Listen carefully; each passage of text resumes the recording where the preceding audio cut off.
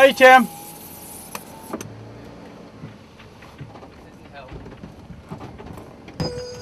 Hey, Gino. Tim, how are you, I'm buddy? good, and you? I'm good. Hey, killer. Been a while since we've seen you. It has been a while. I think the election, so glad you had some time. Well, you're right. The last time we saw you, that's right. You're out here a lot. I am, yeah. Yeah. I usually head off on Mondays and come back on Fridays. Yep. A few exceptions, you know, like next week I've got to be in Falmouth on Saturday, so I'll do that. But that's okay. Saw you on the front page of the Yeah, Herald. yeah. What's that all about? Yeah, that's Is that hardball politics? That's hardball. You know, it comes with the territory. People are angry, they're frustrated, you know, and I can understand. All right, that, so you know? tell folks what it's about. Well, a per diem, you know, it's interesting because some of the arguments that people have said, well, we could live with it, but why not a mileage thing? And, you know, quite frankly, if I got paid mileage, I'd make more money. So the per diem, I don't know where it came from. Like they said, it's been there for decades. Right. And it's something basically, it's based upon how far you live from the State House and how far you have to travel as to what that will be on a daily visit to the State House. It doesn't pay you when you travel, you know, between the islands or the district or anything else. It's really meant for the days that you're actually up in Boston. I don't want people to think I only work 139 days a year. Exactly. You know, I work many more than that, and quite frankly, up in Boston more than that. But I usually only, you know, account for the days that I'm actually in the office physically working. Got it. And I rent a place up there, and you know, needless to say, that seems like a lot of money, and it is a lot of money. But you know, it doesn't even pay for my rental and the expenses of utilities and so forth. And you know, candidly, I don't think I could do it without having a place up there. So it really isn't even helping out too much with the travel. So why is it a from the story? state. Why would they put that on the front Well, page? yeah, I think the story is people are frustrated and they look at it as a perk that some people don't deserve, you know, and maybe all of us don't deserve from their mind. They kind of paint it as you're getting paid to go to work, and you know, I can appreciate that. But if I were driving from, you know, Wall-Winnet out to the town building, I think it'd be ludicrous to think that I should get a travel stipend for that. But I think people on the islands especially understand it, you know, and I think there's no way we can have representation from, you know, someone unless they're just wealthy and want to subsidize the job without being compensated for the travel. And you know, so with that being said, it's, you know, You're not planning on giving any of it back, is basically. Well, you know, I took a pay cut, and I was, you know, I felt as if, you know, I did that voluntarily, and, and I thought it was the right thing to do in this environment. And you know, needless to say, I don't plan on giving it back. Now, have you been getting a lot of calls from media sources? You know, I mean.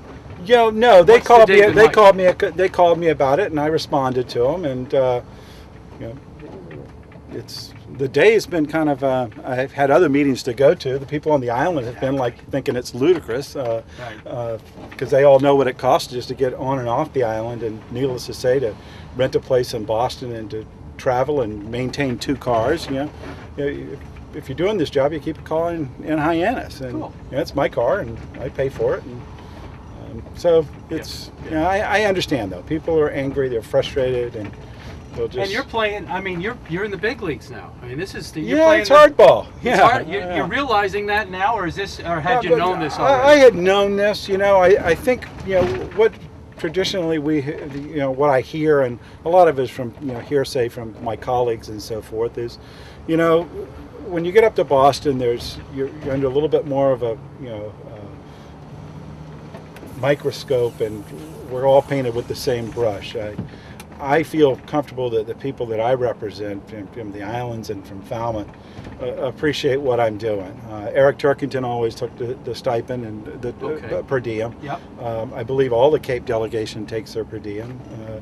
And, you know, it's like anything else. When people travel and are expected to do it as part of the job, then, you know, that's kind of part of the package. And I knew it going in that there would be some reimbursement. I didn't know it would be a per day type thing. I actually thought it would be more of, here's my receipts, reimburse me. And if that had been the case, you know, like I said, I would have cost the state taxpayers, I guess, a lot more money. But the other side of this is, I think people in Nantucket and the islands deserve to have representation just as much as someone from Boston. And you know, if you're Boston, you can walk down the street and you're in your office. I maintain an office in Falmouth, you know, and those are all my expenses, and you know, I feel as if it's part of serving the district. So. Yep. Didn't get into it for the money. I think the cost of living on Nantucket is certainly as high as, if not more so, than almost anywhere else in the district. But yet we all get the $61,000 paycheck, and now it's less than that because we've taken a pay cut to voluntarily to do it. Or at least many of us have, and I think that's fair to ask in this economy. And I was, like I said, happy to help contribute to it. Good, good. So, what are you working on out here? Well, you know, this morning I met with Libby and Pam Merriam from the Island Home, and we're looking at some of the reimbursements for the town on those. You know, with that department, they're changing that a little bit. Well, they've done some changes, but a more category or something. Yeah, and quite frankly, I think the position is that there's. Once again, it was interesting because one of the biggest expenses is when patients have to go off island. It's part of the Island Home responsibility to transport them over to see specialists, whether it be in Hyannis or up in Plymouth. And right now, the state doesn't reimburse for that through the Medicaid, and that's an additional expense that our municipal Island Homes has to subsidize, and that is something that we'd like to see a per diem for that, I guess. You know, if we're going to we have to send not only the patient, but we send a healthcare worker with them, and that person gets paid by the hour, and they also, they have to pay to get on the boat. And right now, we've been paying for it as taxpayers, and I'm hoping to see if we can get some compensation for that back to the island to help with those expenses. What's happening over there? You know, are there just? I mean, there used to be you couldn't get a bed. Yeah, now they actually have a few vacancies. So maybe I think this morning I aged a bit, but not enough to qualify yet.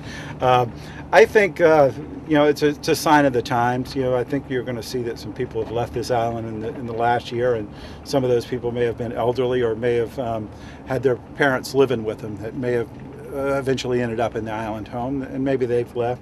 But the numbers are down. They're not down tremendously. I think they've got about a 40-bed capacity, and I think the occupancy is about 36 right now. And whereas, like you said, traditionally there's been times when there's a waiting list to get in the Island Home. And, I kind of, and I think a lot of people in the back of their minds hope that they never have to go to a nursing home. They'd like to spend the time at home. They would, and my father.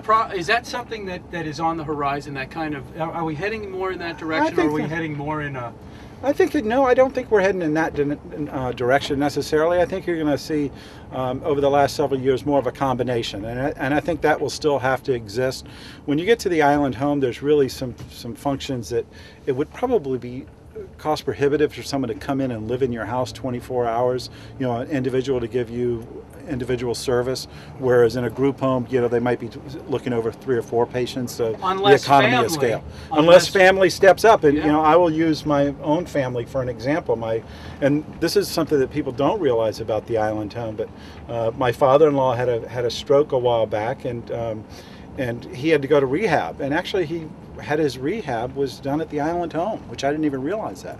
So he went to the Island Home for a while, and now he's back in his own home, and my daughter and her husband live with him now, and help assist taking care of him. Well, how long was he in our Island Home? He was in there, I'm going to say about 3 months. I really don't remember. It's been a few years. He probably liked it at home a lot better. Oh, absolutely. I mean, if he can have his choice, absolutely. He wants to be home. Yeah. And so he's home now, and the amount of care that he needs is not as much as the Island Home is capable of doing. So my daughter and we have someone else that comes into the house during the week to help out is sufficient, and it allows him to stay in his home. And actually, it's been a great bonding experience between my father-in-law and his granddaughter. So it's been kind of nice. Yeah, it's a nice. I think we need more of that. We do. I think that's the best way to do things. Yeah, and I think ideally most people would like to have that scenario if they had the space in their house or the could afford to do it, to give the care that's needed. Right. I think most people realize that as you kind of go full cycle. When you're a baby, you need your parents, and when later in life, your parents need you. So. Exactly.